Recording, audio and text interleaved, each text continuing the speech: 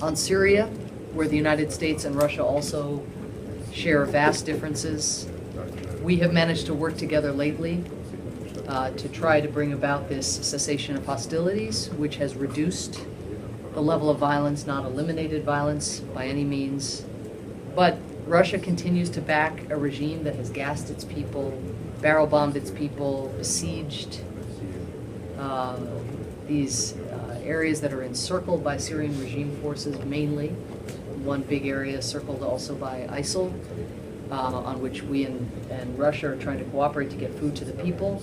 But most of the besieged areas are besieged by a member state of the United Nations that has Russia's support. In its own military operations over the last several months, Russia's airstrikes have killed and injured hundreds of innocent civilians, including women and children.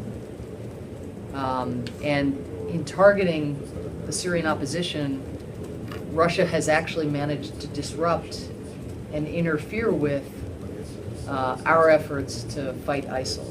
So there's a great irony in Russia's military campaign so far.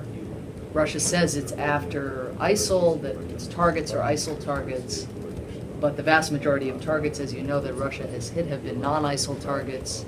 And indeed, many of the targets that Russia has hit are those forces fighting on the ground against ISIL. So our hope now is that the cessation of hostilities can usher in a new period where not only can we actually target ISIL but also put some momentum into the long suffering effort to try to bring about a political solution.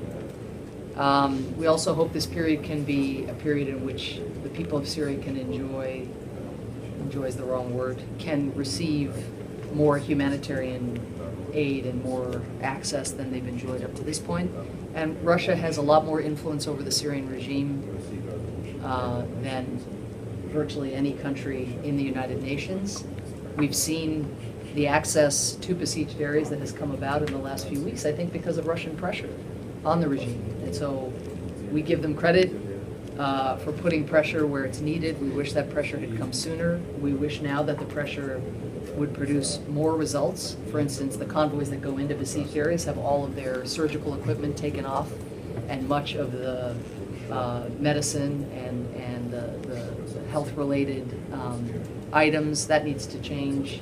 And all besieged areas need to be reached, not just these one-offs and these piecemeal efforts.